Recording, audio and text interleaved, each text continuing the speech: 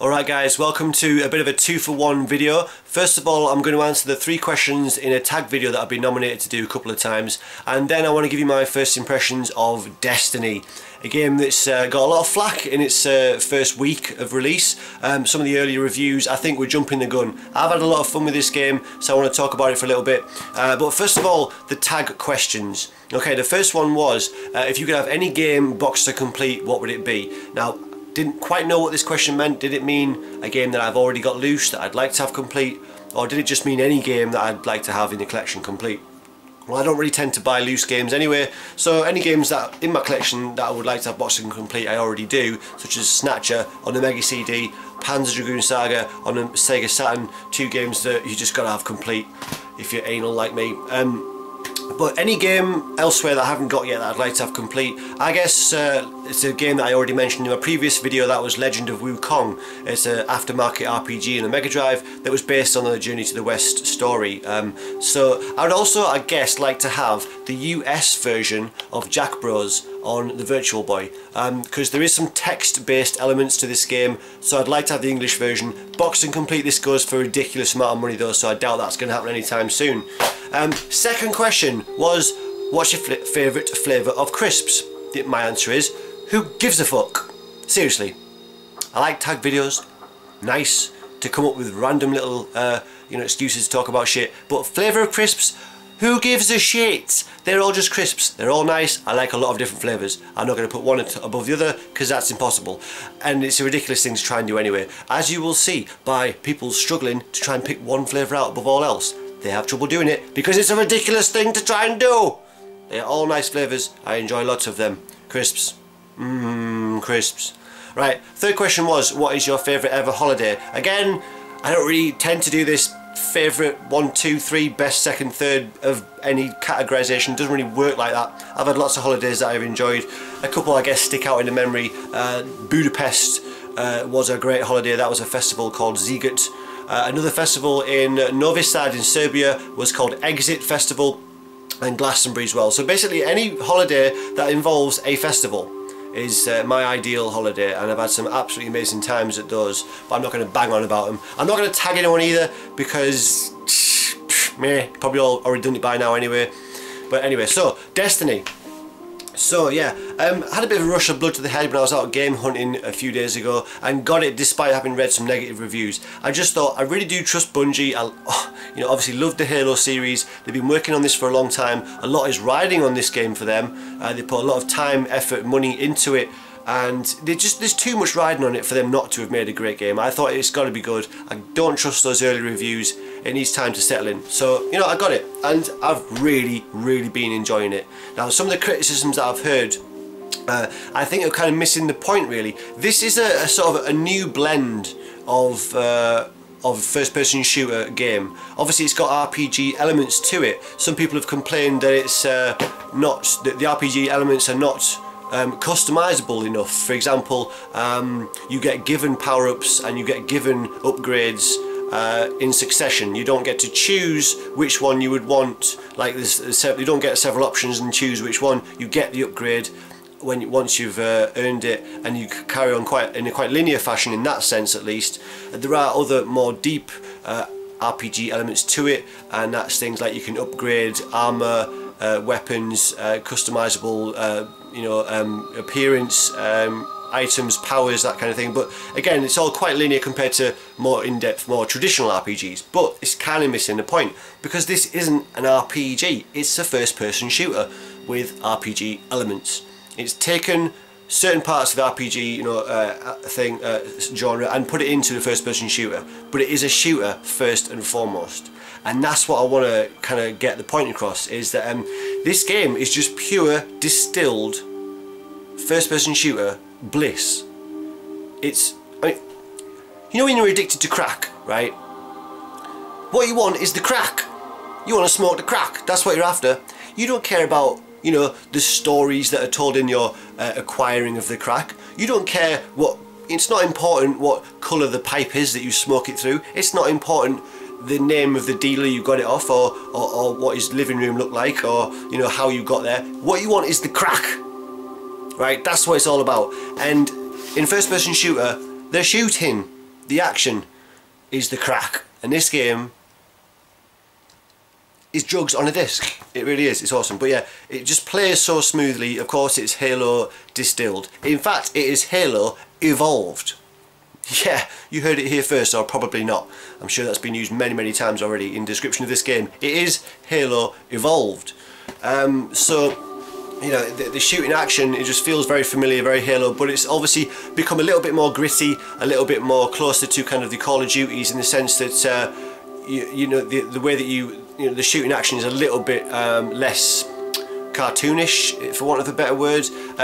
You know, there's less baddies that have kind of these rechargeable shields. You can juggle your enemies, so to speak, with hitting them and shooting them off balance, that kind of thing. The shooting action is distilled to such a point that it's just every enemy that you kill feels like an achievement, or it feels like a progression, because you get obviously experience points for every kill. Now, this isn't a brand new thing, of course. Borderlands, and I'm sure other games have done this before, Destiny, but to me it's fresh, and the way it works is just really addictive.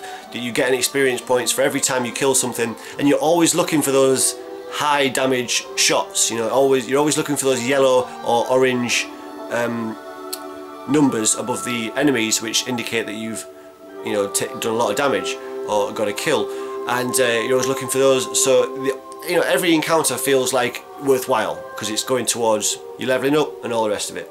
So it works really well in that instance. Now, by the way, I'm just describing this as if you have no knowledge of the game whatsoever. So sorry if anybody, if you're already au fait with the game. I'm explaining it from a brand new kind of perspective, right? So when you first drop into one of the game worlds, you drop into a large kind of open world area, and you are in that open world area with a certain number of other online players, and it works really well in that respect. Now, what we will do typically is you'll walk around, maybe you're going towards your next objective, which typically is will be something that is based in a very specific location. You've got to make your way to it, kill enemies, kill a boss, you know, flick a switch or whatever. Basically, it's quite simple objectives, at least early on in the game. I've not got that far yet. So quite simple objectives. On your way to those objectives, you might come across skirmishes that other online players are having with bots, with computer, obviously, opponents. And you can get involved in those skirmishes, and you can work together to get some experience points together or whatever. And occasionally there will be what I think is called a live event. It's called something like a live event, and an objective will drop in to this open game world, and you can then take on this live event with the other online players, earn experience, earn awards, achievements, all the rest of it. And those are really good because they kind of, it's a little diversion away from whatever task it was that you were going towards. You get to play with other online players. It feels really good. It feels like this open world that you are in is alive. I mean, it is breathing. It is an alive game world. It's a mixture of your Halo multiplayer online and your Halo campaign. It's kind of mixed together in that sense. You're obviously, you know, your online players playing against bots, playing against, you know, computer controlled enemies, and it's a really lovely blend. It works really nice. So then you do one of these timed events, maybe you carry on after it's finished to your objective. When you get to your objective, any online players that you just randomly came across will disappear. They won't follow you into the final location of your objective. That's unless you are in a fire team with them. If you are linked to a player, someone on your friends list, you can link to them, then they will follow you in and do the objective with you. And obviously these objectives can have a certain number of players playing those objectives. I hope I'm not being too convoluted here. The long and the short of it is, if you haven't already, you know, linked up into a team with a player, they will disappear once you get to the location of your objective, whatever that may be. But again, if you're in the team with them, they will be with you during that objective and complete it together. And it makes sense that you know, random players in the open world don't go with you to the final location of the objective, because you would want to choose that. You would want to choose whether or not you're going to do it alone or whether you're going to do it with somebody, because you don't want somebody ruining the experience for you. You know, maybe they've done it before, maybe they're a lot higher level than you and they'll just wipe all the enemies out and it'll be a bit boring or whatever. You want to have the choice that you're going to do that in the way that you want to do it. So that works well for me. I think that's a really good way of setting it up. So that works really well. The AI of the characters I've found is really good. I'm still only playing it, I think, on normal level or something. I don't know exactly how the difficulty level works. Of course, you're leveling up. You can choose to go back to earlier missions that were lower level once you've leveled up. So those earlier missions become easier. So you have a choice of how you want to play the game. Do you want to, you know, feel like an absolute badass and just plow through enemies, or do you want to take on one of the newer, more challenging objectives? In which case, obviously, the enemies will be harder and it'll be, you know, it'll be more challenging. So there's that choice there for you as well, and that works really well also, I think. So, but yeah, the enemy AI, I found it to be really good. I found the variety in the behaviour of the enemies to be quite nice. You've got some that just rush at you.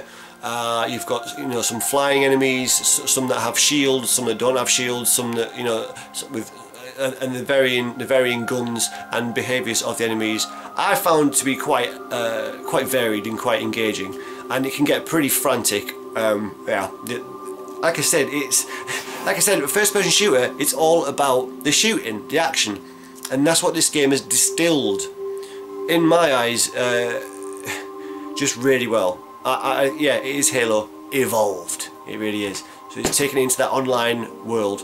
It is a game that you have to be online to play, but that can't be a criticism because you know what it is getting into it, or at least, you know, that's you know, it does say right on the box. It says online only. If my camera focuses, you will see it, online only. You see, hard drive required. So, you know, it does tell you right there and then. That's what this game's about. It needs to be connected. So if you want something that you can play offline, if you want a more traditional campaign to a game, then go buy a different game. That's not what this is. This recognises why people play shooters, why people played Halo. The initial core value of the Halo series, most of you, many of you may well be aware, was this idea of 30 seconds of fun. This is a quote from one of the lead developers on Halo. Initially, when it first made, their first core value was they wanted to have this idea of 30 seconds of fun repeated. So it's just basically bite-sized sections of being engaged in, you know, 5 fights, move on, do something else, yada yada yada. And this game does that. So you can't pause. With it being online only, you cannot pause the game. Now, it might seem bizarre, but again, this is the type of beast that it is. So, you know, the missions are short, typically. So far, at least from early on in the game, the missions are relatively short, so that might seem disappointing if you're used to normal campaign levels where you've got these long levels and maybe save points, and maybe you can save at a certain point and you'll go back to it and then you'll carry on that level. This isn't like that so far. Again, this is set out differently. So yeah, you're in this open world first of all where you can interact with online players, and then you carry on to your objectives, which are usually quite short, and you carry on and earn the points and do the objective, and that's it. So that's just the way it's structured, and I think it works really well. It is fresh.